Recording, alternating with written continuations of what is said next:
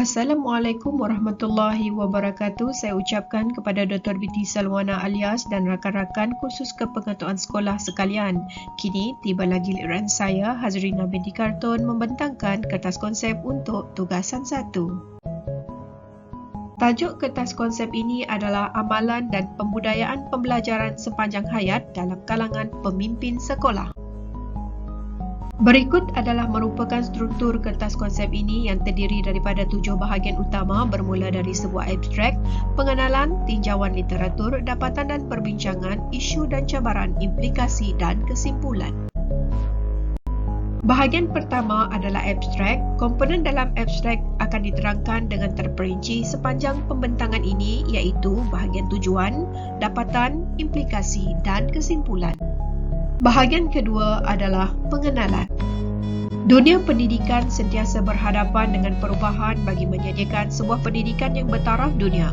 Pelbagai bentuk perubahan dan penambahbaikan berlaku, contohnya perubahan yang berlaku dalam bab 3 dan bab 4 Buku Dasar Pendidikan Kebangsaan, di mana program kurikulum, ko-kurikulum dan program pendidikan berubah dan disemak semula. Justru satu usaha mengupayakan kumpulan pelaksana di sekolah perlu dilakukan agar mereka kekal menempuh perubahan ini. Pembelajaran sepanjang hayat PSH adalah jawapan kepada persoalan ini. Perlu diyakini bahawa PSH akan memperkasakan pelaksana di sekolah melalui pemimpin sekolah yang mengamalkan dan membudayakan PSH dalam kepimpinannya. Sebagai hasil, guru di sekolah dapat berkembang dengan pembudayaan PSH. Justru, bagi membincangkan isu ini, 2 konsep utama perlu difahami. Konsep pertama adalah organisasi pembelajaran. Secara operasinya, menurut Oldenburg 2015-2018, Ali 2012, Bennett dan O'Brien 1994, organisasi pembelajaran adalah satu unit pembelajaran yang kolektif dan menekankan istilah mengetahui dipraktikkan dalam organisasi. Ia mempunyai mekanisme pembelajaran dan membentuk keupayaan untuk belajar. Konsep kedua adalah pembelajaran sepanjang hayat PSH. Secara operasinya, KPM 2015, Longworth 2019, Nilam dan rakan-rakan 2020, Otala 1994 mentakrifkan PSH sebagai proses pendemokrasian pendidikan menerusi penguasaan ilmu, kemahiran dan keterampilan. Ia juga berbentuk pembelajaran kendiri melalui proses pengembangan potensi manusia melalui sokongan secara aktif.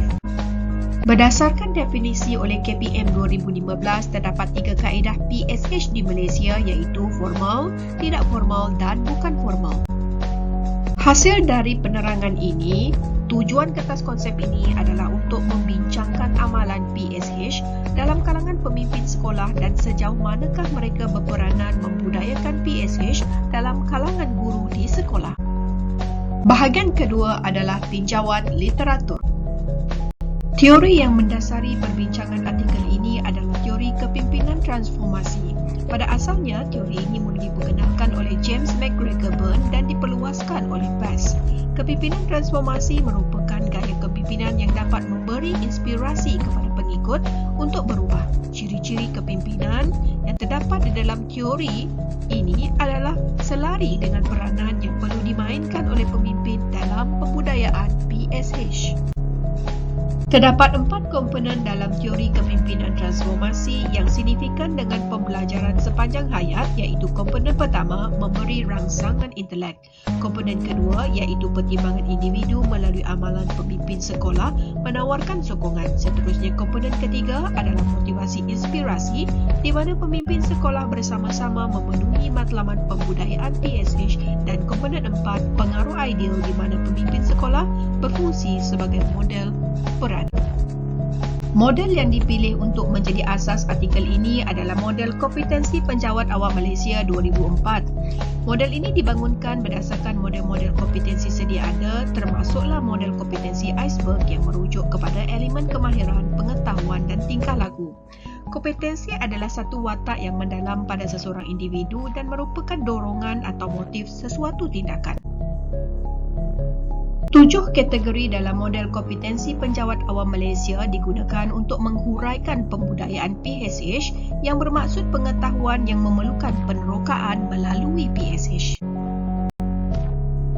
Beberapa sorotan dokumen kementerian diambil bagi mengukuhkan tinjauan literatur, antaranya Standard Guru Malaysia 2.0 yang boleh dirujuk pada domain kompetensi pertama dan keempat serta teras etika guru yang pertama.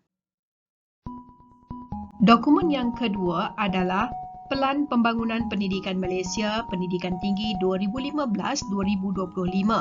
Pada anjakan ketiga, menginspirasikan pembelajaran sepanjang hayat dalam kalangan masyarakat di mana objektifnya menyasarkan menjelang tahun 2025, PSH dibudayakan menerusi pemantapan ekosistem PSH. Dokumen ketiga adalah Pelan Induk Pembudayaan PSH 2011-2020 yang digerakkan bersama dengan projek-projek di bawah Rancangan Malaysia ke-10 2011-2015 berkaitan PSH.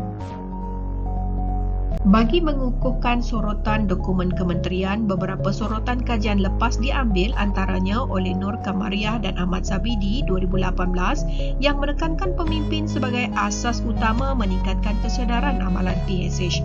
Zurani dan Muhammad 2019 pula menekankan kepimpinan perlu untuk memastikan kelangsungan pelaksanaan PSH. Sentak 2019 dan Asha dan rakan-rakan 2019 menekankan proses pembelajaran berterusan mencapai matlamat jika pemimpin menyediakan bantuan, manakala Sentak dan Duran 2020 menekankan kepada pemimpin perlu memimpin melalui transformasi. Bahagian ketiga adalah dapatan dan perbincangan. Berdasarkan laporan dalam PPPMPT, penawaran PSH di Malaysia adalah aktif dan antara institusi yang menyediakan PSH adalah Kolej Komuniti, Politeknik, ODL, IPTA dan IPTS. Dapatan berkaitan permintaan PSH juga sangat menggalakkan dari tahun ke tahun dan buktinya, Kolej Komuniti telah merekodkan penyertaan 1.3 juta pelajar PSH pada tahun 2013. Bahkan, dapatan laporan PIP PSH 2011-2020 pula menganggarkan rakyat belajar melalui PSH di Malaysia akan mencecah 22.6 juta pada tahun 2020 bersamaan dengan 65.9% populasi penduduk. Walau bagaimanapun, dapatan daripada kedua-dua laporan ini tidak menunjukkan secara langsung peranan pemimpin sekolah dalam pembudayaan PSH di sekolah. Maka kajian oleh Nur Kamariah dan Ahmad Zabidi 2018 di Dugun Terengganu dilihat signifikan untuk dibincangkan. Terdapat hubungan kuat dan positif di antara kepimpinan sekolah dan penerimaan kepentingan PSH dalam kalangan guru. Pemimpin juga telah menjalankan tugas dengan baik bagi meningkatkan kesedaran guru terhadap PSH. Pemimpin juga telah menambahkan mekanisme dan kemudahan untuk PSH. Walau bagaimanapun, guru masih kurang berpuas hati pada aspek penerimaan sumber daripada pemimpin termasuklah aspek masa, fasiliti dan kewangan. Baiklah, terdapat 3 isu dan cabaran yang utama yang akan dibincangkan dalam kertas konsep ini. Isu pertama adalah pemimpin sekolah berperanan sebagai pemegang kunci utama amalan penyelidikan dalam kalangan pemimpin dan guru untuk pembelajaran berterusan. Pemimpin sekolah perlu menjadikan organisasi berkembang dengan sihat melalui penyelidikan baik secara konvensional maupun kajian tindakan. Isu yang kedua adalah pemimpin sekolah berperanan sebagai pemegang kunci untuk membudayakan teknologi digital di sekolah. Usaha ini dilihat sangat relevan untuk membudayakan PSH kerana teknologi dan pendidikan adalah bergerak seiring. Tuntutan terhadap amalan teknologi dalam kalangan guru semakin rancak sejak negara dilanda COVID-19. Justru, lompang inilah yang perlu diisi melalui PSH. Isu ketiga yang dibincangkan adalah pemimpin sekolah berperanan sebagai pengamal kepimpinan melalui teladan dalam membudayakan PSH. Satu baris pendedahan yang menyokong kukuh isu ini adalah untuk seorang guru belajar dan mengajar dengan berkesan, pemimpin sekolah juga perlu belajar. Amalan PSH oleh pemimpin sekolah akan melahirkan pengaruh dan teladan kepada guru yang dipimpin. PSH yang berkembang sihat dan aktif akan memberi implikasi yang besar kepada guru, pemimpin, organisasi dan dasar kementerian. Pertama, guru dan pemimpin akan mendapat peluang yang sama rata untuk peningkatan kendiri berterusan. Kedua, organisasi yang dipimpin akan membentuk satu ekosistem budaya penerokaan pengetahuan. Ketiga, dasar kementerian di mana kementerian dapat menyediakan pemimpin sekolah dan guru yang menepati standard untuk pendidikan bertaraf dunia. Kesimpulannya, pemimpin sekolah berperanan dalam membudayakan pembelajaran sepanjang hayat dalam kalangan guru kerana agenda ini kekal relevan. Pemimpin sekolah disarankan untuk membudayakan PSH melalui pelbagai amalan dan kaedah, antaranya membudayakan penyelidikan, teknologi dan kepimpinan melalui teladan dalam usaha menghidupkan PSH dalam kalangan guru. Berikut adalah senarai rujukan yang telah digunakan. Sekian, terima kasih.